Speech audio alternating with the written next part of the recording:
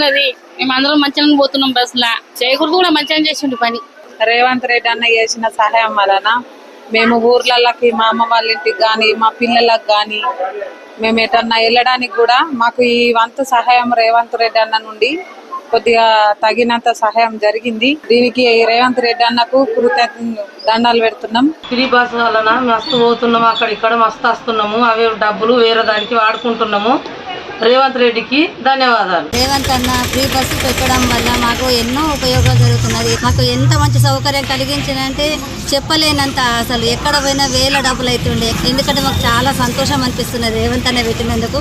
ధన్యవాదాలు. Free bus పథకం పెట్టడం వల్ల మాకు డబ్బులు సేవ్ అవుతున్నాయి. మేము ఎక్కడికైనా తిరగగలుగుతున్నాము.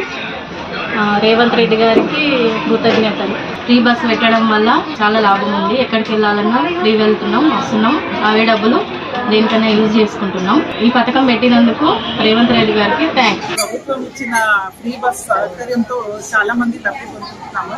ఇందులో మహిళల కొరకు మంచి ఆలోచనతో సీఎం గారు ఇది పెట్టడం చాలా ఆయన చేసిన కృషికి మేమందరం కూడా ధన్యవాదాలు తెలుపుతున్నాము.